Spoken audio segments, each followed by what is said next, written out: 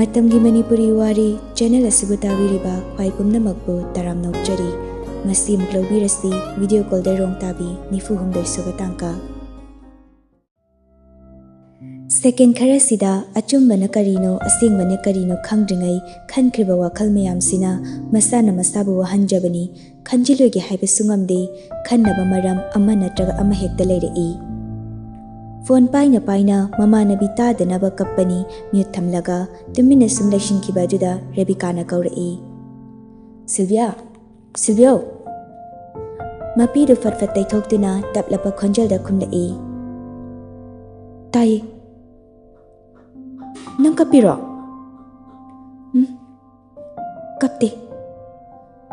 kapte harabasu khonjalduna khangle kappe haibasi kari nungi laknaruba haidu yori noklaga sunna hairei phagi tawbani ngan manu pijendi ha asengbeira asengmani nang leina kananu pithi dorige phagi oi kayoi haiduna mama nabigi thamoibu harau hanbani Sylvia su hojiktada wakhal khara ne tare phagi ni khanglabada ngihak duda mana khaluba wakhal mayamdu hojiktada nokningba faurakle aduga nokfit tawna hairei aidi kapure nangna kaphanbani hojikta pi pamure yam thuna singlo aidi yaro haisniko nangonda kanana kapona haige nangna natro ayuk ngantasida aibu pi tahale yahobasida pi ga hana mayok na hale nangi pi sisune ngaire leibra khangde yam tajaningo in toradna ado asengbeiro ngan manu pi chende haise hoi he kamain chendoino mi mayam balu hongkiba chehi fawadre ma amuni pi thiradi moi mama pana hatke na hairidro soidana amu manu pi thikradi kamdoba thiro yemi thikradi pakhale pakhatkanu thiroi hoida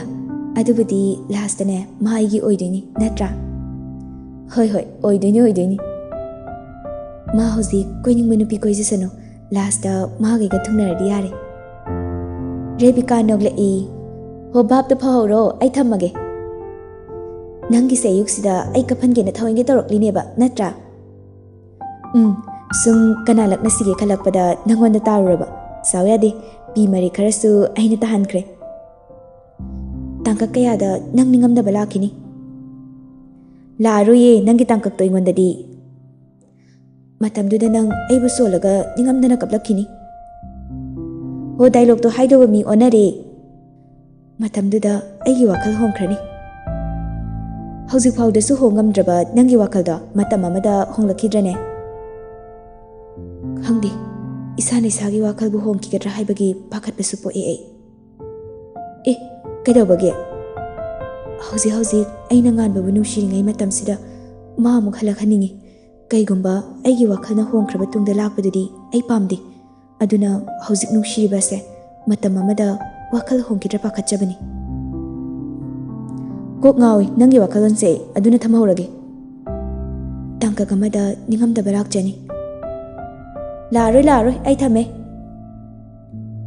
hairaga phone du fatka kre Sylvia su phone du table du thamkraga hogatna batawre kankal nungkhal fazana haigatlamnaga hamunga du sitnana tharamlaga washroom changkre somdana ayuk angan baduda machabu hodokpo oina thawbagi mamado mamogi matangdasu wa kaya hairi haugalagane pokhidagi singkhra so omuba ima khwangsi yadre amuk tu shilaga khongkut tekladi ayuki numidangi chakcha khomamam charise chaba phanglo thauba makok to goro hotlaga mamittu amuk noiduna khomlai ngai khodaima ai loin tawge imam ta subiru ne thabaka tumina famlaga leibra hippaga leibra tawru nete nangbu sumaina sum leirage hairibraba leiroyima nachana pamba namau leiri waruranu themba mu horaklabra themba nati asingmani sengdabra yam thuna hogalo isingse hanam ta laukhalu la chak thongnaba ising am phau leitriko hoi hogalage haina hiplambadu makok hotna hogalaklaga famungda khongrai chana famlaga lei mama dusu lona kangkhalga haigat piramlaga thokige tawi ꯊꯧꯕ ꯃꯕꯨꯛꯇ ꯑꯔꯣꯠ ꯑꯊꯨꯞ ꯑꯃꯠꯇ ꯂꯩꯖꯗꯦ ꯃꯥꯒꯤ ꯄꯨꯛꯅꯤꯡꯒꯤ ꯋꯥ ꯄꯨꯝꯕ ꯃꯃꯥꯗ ꯇꯝꯂꯒ ꯄꯦꯟꯖꯩ ꯃꯃꯥ ꯃꯆꯥꯗ ꯆꯤꯛꯅ ꯅꯨꯡꯁꯤ ꯆꯥꯟꯅꯅ ꯂꯩꯖꯕ ꯏꯃꯨꯡꯅꯤ ꯃꯃꯥꯁꯨ ꯑꯍꯜ ꯑꯣꯏꯔꯦ ꯍꯥꯏꯕ ꯃꯥꯁꯨ ꯈꯪꯂꯤꯕꯅꯤ ꯑꯉꯥꯡ ꯑꯃ ꯉꯥꯏꯍꯥꯛꯇꯪ ꯅꯣꯛꯅꯕ ꯂꯛꯅꯅꯕ ꯂꯩꯖꯗꯕꯅ ꯊꯧꯕꯅ ꯑꯍꯜ ꯑꯃꯨꯛ ꯁꯥ ꯑꯉꯥꯡ ꯑꯃꯨꯛ ꯁꯥ ꯇꯧꯗꯨꯅ ꯃꯃꯥꯕꯨ ꯐꯥꯒꯤ ꯖꯨꯒꯥꯏ ꯀꯌꯥ ꯇꯧꯗꯨꯅ ꯍꯦꯛ ꯍꯦꯛ ꯍꯔꯥꯎꯍꯜꯂꯤ ꯆꯍꯤ ꯈꯔ ꯂꯤꯖꯔꯁꯨ ꯄꯥꯈꯪ ꯄꯨꯡꯁꯦꯡ ꯑꯣꯏꯕꯅ ꯊꯃꯣꯏ ꯑꯃꯗꯤ ꯄꯥꯜꯂꯤꯕꯅꯤꯅ ꯃꯥꯒꯤꯁꯨ ꯅꯨꯡꯁꯤꯕ ꯍꯥꯏꯕ ꯏꯍꯨꯜꯗꯨ ꯐꯥꯎꯔꯛꯂꯕꯅꯤ ꯁꯦꯂꯤꯕꯨ ꯊꯦꯡꯅꯔꯨꯕ ꯅꯨꯃꯤꯠꯇꯒꯤ ꯃꯥꯒꯤ ꯊꯃꯣꯏꯗ ꯁꯦꯂꯤꯒꯤ ꯃꯐꯝ ꯑꯃ ꯀꯟꯈ꯭ꯔꯕꯒꯨꯝ ꯅꯨꯡꯇꯤ ꯅꯨꯃꯤꯠ ꯈꯨꯗꯤꯡꯒꯤ ꯁꯦꯂꯤꯕꯨ ꯎꯅꯤꯡꯕ ꯌꯦꯡꯅꯤꯡꯕ ꯄꯣꯛꯂꯕꯅꯤ ꯑꯗꯨꯕꯨ ꯁꯦꯂꯤꯁꯦ ꯇꯣꯝꯄꯣꯛꯀꯤ ꯃꯆꯥꯅꯨꯄꯤꯅꯤ ꯍꯥꯏꯕꯁꯤꯗꯤ ꯃꯥ ꯇꯁꯦꯡꯅ ꯈꯪꯖꯗꯦ ꯀꯅꯥꯅꯣ ꯀꯔꯤꯅꯣ ꯍꯥꯏꯅꯁꯨ ꯊꯤꯔꯨꯗꯦ ꯁꯦꯂꯤꯒꯤ ꯃꯇꯧ ꯀꯌꯥꯅ ꯃꯥꯒꯤ ꯄꯨꯛꯅꯤꯡꯕꯨ ꯁꯨꯝꯈ꯭ꯔꯕꯅꯤ ꯊꯦꯡꯅꯕꯗꯤ ꯑꯌꯥꯝꯕꯅ ꯊꯦꯡꯅꯔꯕꯅꯤ ꯋꯥꯔꯤ ꯋꯥꯇꯥꯏꯁꯨ ꯈꯔ ꯈꯔ ꯇꯧꯕ ꯍꯧꯔꯕꯅꯤ ꯃꯌꯨꯝꯁꯨ ꯈꯪꯂꯕꯅꯤ ꯑꯗꯨꯕꯨ ꯅꯝꯕꯔꯗꯤ ꯂꯧꯅꯗ꯭ꯔꯤ ꯃꯥꯒꯤ ꯄꯨꯛꯅꯤꯡꯒꯤ ꯋꯥꯗꯨ ꯃꯃꯥꯗ ꯇꯝꯒꯦ ꯍꯥꯏꯗꯨꯅ ꯐꯥꯒꯤ ꯑꯣꯏꯅ ꯍꯥꯏꯔꯛꯏ ꯃꯥ ꯑꯩꯅ ꯄꯥꯝꯕ ꯑꯉꯥꯡ ꯅꯃꯧꯗꯨ ꯊꯦꯡꯅꯔꯦꯍꯦ ꯊꯣꯡꯖꯤꯜ ꯀꯥꯟꯊꯣꯛꯀꯦ ꯇꯧꯔꯝꯕꯗꯨ ꯊꯧꯕꯔꯣꯝꯗ ꯑꯣꯟꯁꯤꯟꯗꯨꯅ ꯌꯦꯡꯂꯛꯏ ꯊꯧꯕ ꯃꯌꯥ ꯏꯍꯤ ꯍꯤꯒꯠꯅ ꯑꯃꯨꯛꯁꯨ ꯍꯥꯏꯔꯛꯏ ꯆꯥꯛ ꯊꯣꯡꯕꯗꯤ ꯍꯩꯗꯧ ꯃꯥꯟꯗꯦ ꯅꯃꯧ ꯅꯨꯄꯤꯗꯣ ꯑꯗꯣ ꯍꯧꯖꯤꯛ ꯏꯃꯥꯅ ꯊꯣꯡꯂꯁꯨ ꯅꯃꯧ ꯂꯥꯛꯄꯗꯒꯤꯗꯤ ꯑꯩꯅ ꯑꯣꯏꯅ ꯊꯣꯡꯕꯤꯅꯤꯗ ꯏꯃꯥ ꯋꯥꯍꯜꯂꯔꯣꯏ ꯃꯆꯥꯒꯤ ꯐꯥꯒꯤꯗꯨꯗ ꯃꯃꯥꯗꯨ ꯃꯃꯤꯠ ꯁꯨꯛꯂꯞ ꯇꯧꯅ ꯌꯦꯡꯂꯒ ꯍꯥꯏꯔꯛꯏ ꯍꯩ ꯑꯩꯁꯦ ꯍꯅꯨꯖꯔꯁꯨ ꯆꯥꯛ ꯐꯥꯎꯕꯗꯤꯅꯦ ꯅꯪꯉꯣꯟꯗ ꯊꯣꯡꯍꯟꯗꯕꯅꯤ ꯏꯃꯧ ꯂꯥꯛꯂꯒꯅꯦ ꯅꯪꯅ ꯆꯥꯛ ꯊꯣꯡꯗꯣꯏ ꯑꯣꯏꯔꯒꯗꯤ ꯅꯨꯄꯤ ꯊꯤꯗꯅ ꯄꯨꯟꯁꯤ ꯆꯨꯞꯄꯅꯦ ꯑꯗꯨꯝ ꯂꯩꯔꯣ ꯏꯃꯥ ꯑꯉꯥꯡꯅꯦ ꯍꯥꯏꯕ ꯅꯃꯧ ꯅꯨꯄꯤꯗꯣ ꯃꯌꯨꯝꯗꯗꯤ ꯃꯃꯥ ꯃꯄꯥꯒꯤ ꯇꯝꯄꯥꯛꯇ ꯀꯦꯖꯔꯤꯅꯤ ꯃꯤꯒꯤ ꯃꯃꯥ ꯃꯄꯥꯒꯤ ꯇꯝꯄꯥꯛꯇ ꯂꯩꯔꯤꯕ ꯑꯉꯥꯡꯗꯨꯗꯤ ꯅꯪꯅ ꯀꯃꯥꯏ ꯇꯧꯗꯅ ꯄꯥꯝꯗꯣꯔꯤꯕ ꯅꯪ ꯄꯣꯔꯒ ꯌꯣꯛꯀꯦ ꯍꯥꯏꯕ꯭ꯔꯣ ꯌꯣꯛꯂꯗꯧꯅꯤ ꯃꯥꯅ ꯂꯩꯁꯥꯕꯤ ꯈꯔ ꯈꯔ ꯐꯥꯔꯛꯄ ꯑꯗꯥꯏꯗꯗꯤ ꯂꯨꯍꯣꯡꯕ ꯌꯥꯔꯦ ꯑꯩꯒ ꯌꯥꯔꯦ ꯋꯥꯆꯣꯏꯗꯣ ꯉꯥꯡꯉꯅꯨ ꯊꯦꯡꯂꯕꯅꯤꯀꯣ ꯍꯧꯒꯠꯂꯛꯑꯣ ꯋꯥ ꯉꯥꯡꯅ ꯉꯥꯡꯅ ꯊꯣꯛꯈ꯭ꯔꯦ ꯊꯧꯕꯁꯨ ꯃꯇꯤꯡ ꯊꯦꯛꯇꯨꯅ ꯍꯧꯒꯠꯂꯛꯂꯒ ꯃꯃꯥꯏ ꯃꯃꯤꯠ ꯇꯥꯊꯣꯛꯂꯒ ꯃꯃꯥꯒꯤ ꯃꯇꯦꯡ ꯑꯣꯏꯅ ꯏꯁꯤꯡ ꯁꯣꯛꯄ ꯑꯇꯩ ꯑꯇꯩ ꯊꯕꯛꯁꯤꯡ ꯂꯣꯏꯁꯤꯟꯕꯤꯈ꯭ꯔꯦ ꯁꯣꯝꯗꯁꯨ ꯉꯔꯥꯡꯒꯤ ꯃꯤꯠꯃꯥꯡꯗ ꯎꯈꯤꯕ ꯊꯧꯗꯣꯛꯇꯨꯅ ꯅꯨꯡꯉꯥꯏꯐꯝ ꯈꯪꯗ꯭ꯔꯦ ꯆꯥꯔꯝ ꯊꯛꯂꯝ ꯈꯪꯍꯟꯗ꯭ꯔꯦ ꯃꯥꯒꯤ ꯊꯋꯥꯏꯅꯤ ꯈꯟꯖꯔꯤꯕꯤ ꯃꯥꯅ ꯀꯅꯥꯒꯨꯝꯕ ꯂꯝꯂꯥꯟꯕ ꯑꯃꯒ ꯃꯤꯠꯃꯥꯡꯃꯛꯇꯗ ꯆꯠꯃꯤꯟꯅꯈꯤꯕ ꯎꯔꯒ ꯀꯔꯝꯅ ꯅꯨꯡꯉꯥꯏꯒꯅꯤ ꯑꯗꯨꯒꯤꯁꯨ ꯃꯊꯛꯇ ꯉꯥꯟꯕꯗꯤ ꯃꯥꯒꯤ ꯅꯨꯡꯁꯤꯕꯕꯨ ꯂꯨꯝꯅ ꯂꯧꯕ ꯃꯤꯁꯛꯅꯤ ꯃꯥꯅ ꯐꯥꯎꯕ ꯈꯨꯗꯥꯡ ꯄꯥꯏꯗ꯭ꯔꯤꯕꯅꯤ ꯂꯝꯂꯥꯟꯕ ꯀꯅꯥꯒ ꯂꯣꯏꯅꯈꯤꯅꯤ ꯄꯥꯈꯠꯅ ꯆꯦꯛꯁꯤꯟꯅ ꯁꯦꯟꯅꯖꯔꯛꯄꯅꯤ ꯅꯨꯄꯥꯒ ꯆꯠꯃꯤꯟꯅꯕꯗꯤ ꯂꯥꯏꯔꯗꯅ ꯃꯃꯥꯟꯅꯕ ꯅꯨꯄꯥꯒ ꯐꯥꯎ ꯇꯤꯟꯅꯍꯟꯗꯕ ꯃꯦꯁꯦꯖ ꯐꯥꯎꯕ ꯊꯥꯅꯍꯟꯗꯕꯅꯤ ꯑꯗꯨꯒ ꯉꯔꯥꯡ ꯅꯣꯛꯇꯨꯅ ꯆꯠꯈꯤꯕ ꯑꯗꯨ ꯃꯃꯤꯠꯃꯛꯅ ꯎꯔꯨꯕꯅ ꯑꯗꯨꯛ ꯋꯥꯕ ꯐꯥꯎꯕꯅꯤ ꯅꯤꯡꯁꯤꯡ ꯊꯕꯛ ꯑꯃꯠꯇ ꯇꯧꯐꯝ ꯈꯪꯂꯔꯣꯏ ꯈꯟꯗꯨꯅ ꯃꯁꯥ ꯉꯝꯗꯦ ꯍꯥꯏꯖꯤꯟꯗꯨꯅ ꯃꯌꯥꯝꯕꯒ ꯗꯨꯀꯥꯟ ꯆꯠꯄ ꯑꯗꯨꯁꯨ ꯆꯠꯍꯧꯗ꯭ꯔꯕꯅꯤ ꯁꯦꯂꯤꯗ ꯐꯣꯟ ꯇꯧꯒꯗꯕꯗꯨꯁꯨ ꯃꯥꯅ ꯍꯥꯟꯅ ꯇꯧꯔꯛꯄ꯭ꯔꯥ ꯌꯦꯡꯒꯦ ꯉꯥꯏꯕꯗ ꯁꯦꯂꯤꯁꯨ ꯐꯣꯟ ꯇꯧꯕꯤꯔꯛꯇ꯭ꯔꯦ ꯃꯥꯒ ꯀꯔꯤꯒꯨꯝꯕ ꯋꯥꯍꯩ ꯑꯃꯠꯇ ꯍꯥꯏꯅꯕ ꯁꯥꯎꯅꯕꯁꯨ ꯂꯩꯕ ꯅꯠꯇꯦ ꯑꯗꯨꯒ ꯀꯔꯤꯒꯤ ꯐꯣꯟ ꯇꯧꯔꯛꯇꯕ ꯍꯥꯏꯅ ꯋꯥꯔꯧꯖꯗꯨꯅ ꯃꯥꯁꯨ ꯇꯧꯗ꯭ꯔꯕꯅꯤ ꯗꯨꯀꯥꯟꯁꯨ ꯆꯠꯍꯧꯗꯕ ꯃꯌꯨꯝꯗ ꯁꯨꯝ ꯂꯩꯁꯤꯜꯂꯛꯄꯗꯨ ꯇꯧꯐꯝ ꯈꯪꯂꯛꯇ꯭ꯔꯗꯨꯅ ꯔꯥꯖꯍꯣꯏꯗ ꯆꯠꯂꯨꯒꯦ ꯍꯥꯏꯗꯨꯅ ꯔꯥꯖꯍꯣꯏꯗ ꯂꯥꯛꯂꯝꯃꯤ ꯃꯇꯥꯡ ꯆꯥꯅ ꯔꯥꯖꯁꯨ ꯂꯣꯏꯁꯤꯜꯂꯒ ꯂꯩꯔꯝꯃꯤ ꯉꯥꯟꯕꯅ ꯀꯗꯥꯏ ꯆꯠꯇꯣꯏꯕ ꯅꯪꯗꯤ ꯑꯩꯈꯣꯏ ꯊꯋꯥꯏꯗꯣ ꯃꯁꯥ ꯉꯝꯗꯦ ꯍꯤꯗꯥꯛ ꯈꯔ ꯂꯩꯔꯒ ꯊꯤꯟꯕꯤꯔꯨꯒꯦ ꯇꯧꯕꯅꯤ ꯅꯥꯕ ꯅꯪꯁꯨ ꯍꯦꯟꯖꯤꯟꯕ ꯑꯃ ꯌꯥꯎꯔꯦꯀꯣ ꯀꯗꯥꯏꯗ ꯍꯦꯟꯖꯤꯟꯕꯅꯣ ꯋꯥꯠꯂꯤꯕꯅꯤ ꯃꯤ ꯑꯇꯩꯅ ꯇꯧꯅꯔꯤꯁꯤꯡꯁꯤꯒ ꯍꯥꯏꯔꯗꯤ ꯑꯩꯗꯤ ꯋꯥꯠꯂꯤꯕꯅꯤ ꯅꯪꯇꯅꯤ ꯁꯤꯗ ꯂꯤꯛꯃꯟꯗꯅ ꯎꯅꯕ ꯐꯥꯎ ꯂꯤꯛꯅ ꯂꯤꯛꯅ ꯎꯅꯔꯤꯗꯣ ꯑꯗꯨꯅꯗꯤ ꯀꯥꯏꯗ ꯌꯥꯅꯤꯒꯦ ꯍꯧꯖꯤꯛ ꯃꯇꯝꯁꯤꯗꯤ ꯇꯣꯏꯅ ꯗꯦꯠ ꯆꯠꯄ ꯃꯣꯏꯒꯤ ꯑꯄꯥꯝ ꯑꯄꯥꯝꯕ ꯂꯩꯕꯤꯕ ꯃꯣꯏꯅ ꯍꯥꯏꯕ ꯌꯥꯕ ꯑꯗꯨ ꯑꯣꯏꯔꯒꯗꯤ ꯊꯃꯣꯏ ꯀꯥꯏꯗ꯭ꯔꯦ ꯅꯣꯏꯒꯤ ꯑꯗꯨꯒꯨꯝꯕ ꯑꯆꯥ ꯑꯊꯛ ꯑꯔꯪ ꯑꯔꯥꯛ ꯇꯣꯏꯅ ꯎꯅꯗ꯭ꯔꯗꯤ ꯌꯥꯗꯕꯩ ꯃꯑꯣꯡꯗꯨꯗꯤ ꯑꯩꯗꯤ ꯄꯥꯝꯗꯦ ꯊꯃꯣꯏꯗꯕꯨ ꯅꯨꯡꯁꯤꯈ꯭ꯔꯕ ꯍꯥꯏꯕꯁꯦ ꯎꯅꯒꯦꯔ ꯎꯅꯔꯣꯏꯔ ꯂꯥꯞꯅꯒꯦꯔ ꯂꯥꯞꯅꯔꯣꯏꯔ ꯂꯦꯡꯗꯅ ꯑꯗꯨꯝ ꯅꯨꯡꯁꯤꯗꯨꯅ ꯂꯩꯒꯗꯕꯅꯤ ꯑꯗꯨꯒꯤ ꯋꯥꯈꯜꯗꯨ ꯆꯦꯜꯂꯒꯗꯤ ꯅꯪꯅꯦ ꯁꯤꯡꯒꯜ ꯂꯥꯏꯐ ꯇꯥꯖꯍꯧꯅꯤ ꯀꯨꯏꯔꯣꯏ ꯁꯦꯂꯤꯅꯁꯨ ꯑꯗꯨꯝ ꯀꯥꯎꯊꯣꯛꯄꯤꯔꯝꯒꯅꯤ ꯍꯥꯟꯅꯗꯕꯨ ꯃꯥꯁꯨ ꯈꯪꯗ꯭ꯔꯤꯕꯒꯤ ꯌꯥꯔꯝꯕꯩ ꯋꯥꯅꯤ ꯍꯧꯖꯤꯛꯇꯤ ꯃꯥꯁꯨ ꯃꯤꯔꯛ ꯇꯤꯜꯂꯕꯅꯤ ꯃꯃꯥꯟꯅꯕꯁꯤꯡꯅ ꯀꯔꯤ ꯇꯧꯏ ꯇꯧꯗꯦ ꯂꯣꯏꯅ ꯈꯪꯂꯤꯕꯅꯤ ꯎꯔꯤꯕꯅꯤ ꯃꯃꯥꯟꯅꯕꯤꯁꯤꯡꯒꯤ ꯃꯃꯥꯡꯗ ꯏꯀꯥꯏꯔꯝꯗꯣꯏꯅꯤ ꯎꯅꯕ ꯐꯥꯎꯗ ꯌꯥꯝ ꯂꯤꯛꯅ ꯎꯅꯕꯗꯣ ꯉꯥꯟꯕꯗꯤ ꯃꯥꯒꯤ ꯑꯣꯏꯕ ꯄꯣꯠꯁꯛꯁꯤ ꯃꯤꯠꯃꯥꯡ ꯊꯣꯛꯍꯟꯅꯤꯡꯗꯕ ꯃꯥꯒꯤ ꯑꯣꯏꯅ ꯂꯦꯡꯗ ꯂꯣꯠꯅ ꯊꯝꯖꯕ ꯄꯥꯝꯕ ꯃꯤꯅꯤ ꯔꯥꯖꯒꯤ ꯋꯥ ꯇꯥꯔꯒ ꯉꯔꯥꯡꯒꯤꯗꯣ ꯅꯤꯡꯁꯤꯡꯂꯛꯏ ꯑꯩꯒꯤ ꯅꯨꯡꯁꯤꯕꯁꯨ ꯅꯪꯈꯛ ꯅꯪꯒꯤ ꯅꯨꯡꯁꯤꯕꯁꯨ ꯑꯩꯈꯛ ꯑꯣꯏꯌꯨ ꯍꯥꯏꯕ ꯃꯤꯗꯥ ꯑꯣꯏꯕꯅ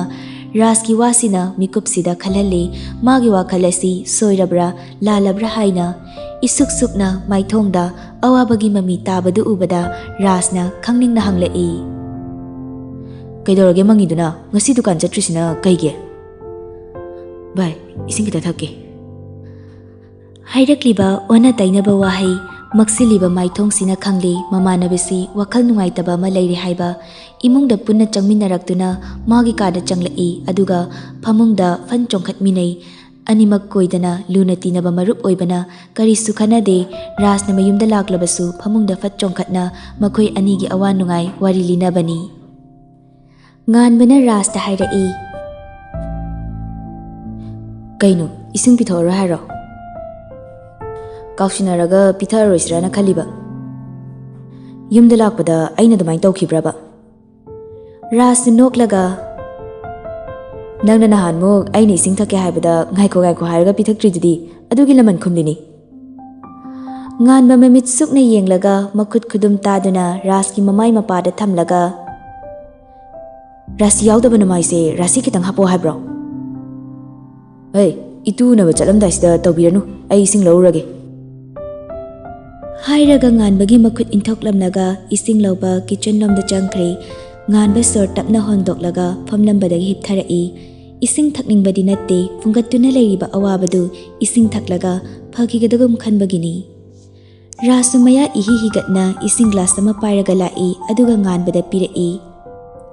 Nganbasu hiplibado hogatlaga fami aduga isingdu lauraga khara thakchili loiraga class du famungi nakalda leiriba table du da thamkre.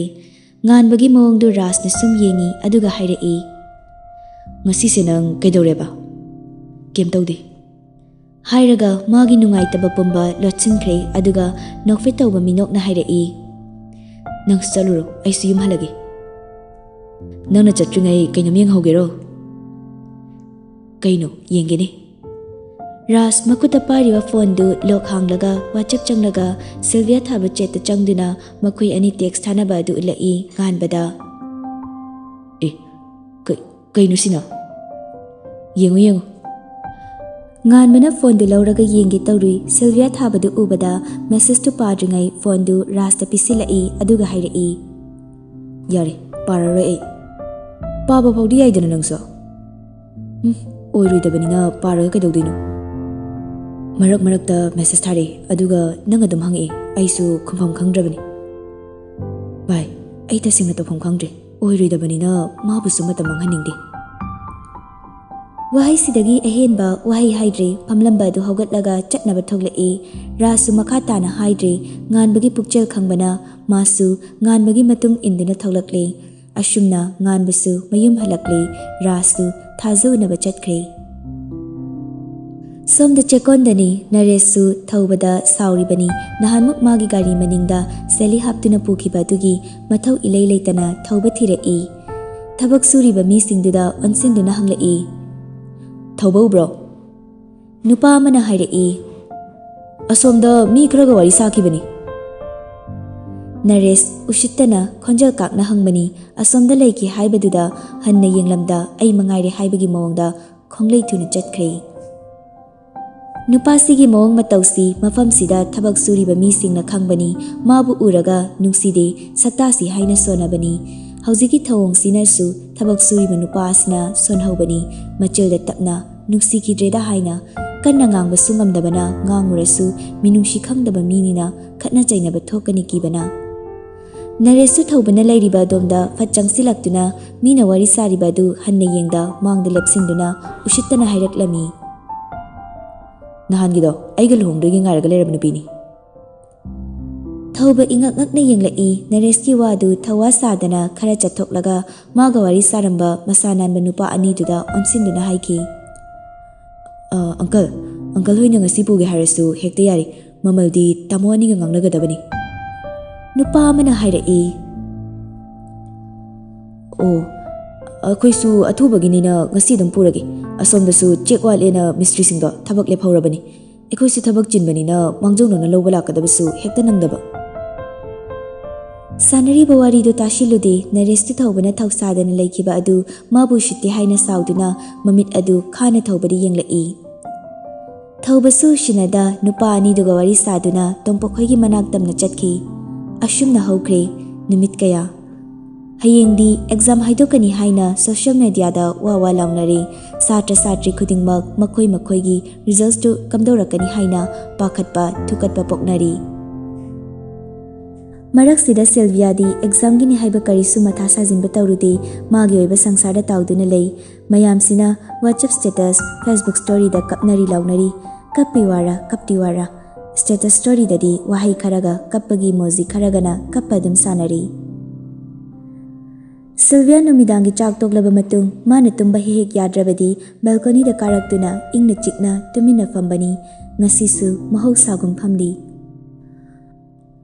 Haurakfam khangdana lakiba karino khangdana faurakhiba ihul palefam su khangdraba punsi panthungfam su leitraba khongchat thamoida faurakhiba ihul lamana kokpa ngamlaroidaba mawongda sangkhri machu. Launam wahai amana kanada sunubshiba ngamlaroidaba thauna pibiramle tanghan biramle imitsu yengning ludre kana ama panghan biramle inasu kana amagi nubshiba wahai tadanaba phochin biramle chinbasu lonthok amagum kana amada pukningi wahai bangamdanaba thambiramle naitom awa maishalakta. Phone do paina mayam status mathang yenglai khara yengba hauraga talla male to e roll number khangdaba naknaba mari mata mamanaba kaya amana roll number hairo haina message thanara message sing adu amata haluba taude nungai thokpa ngamdraba thamoido hana hotnarabasu ngamleroi nungaiba. Saningi taningi mahagi khonjel phaurakliba thamoigi ihulado mitlugi pirangna phajinjari hangningi khangningi masu nganbagi roll number do hangninglabasu hangba ngamde thamoi chakna khangjaba natana amuksu khali ikai gi pumba thadoklaga hanglarisya khanduna nganbagi number changduna text thagi hotnari amuk type tawi amuk kakthatli asumna kayara khotnei adubu ngamdre thararoigi khali phone du lock tawshilaga makhut ani na paishilaga tumina famkhre. Net on tawduna laibana message lakpa khuding ring makhol tarai thawoini yengningba poklude tumina famduna ngahakti lei khanjariba mahaki oiramloi khanglabasu yengningbana langtaknaba amadi fawhalli tumina leishinba ngamlaktre phone adu ngalhanduna yengri mamit mana lawkhalai makshilamba maithong momon tawrai thajarude khanjilude asumna mahakna message tharakani haiba mikuphana panthadre message to sin tawi. Nangi roll number hairo wahai sidang hairakpase magidi laibak phabani khanjari amaromda hauzik phawba nganbana magi number kaktri khanbada haraujabasu fauri khantharuba tawda reply set piki 27305 nangi so hairo thakiba message adu minutes ahumok sin tawdana lei online de dumak leiri nungai taba muk faurakle message reply piram loidabani haibabu khalai message adu sin tawkhra matungdasu reply di pibiramdre ashumna numittuma su haukre mathangi numitni nungthilgi pung ama taba daidagi haure results haidokpasu ngasigi numitsima Sylvia magi thamoida haifam khangdana pukning nushiba faurami maram sunglei leitana mitki pisu leplamde mamanaba mayam phone lang tawduna langnariba amatte yauramde ma kanagisu phone pairamde kanagisu message halamde mama mapa anina yumyai kada famduna phone paiduna machagi result yengna bangairi Sylvia na magi kada hiptuna pangkapta kapli tasengna magi pukning ase nganbana themjin haningbani maram pumba mangonda loina leibani magi wahi amana khudingma kokhrani khali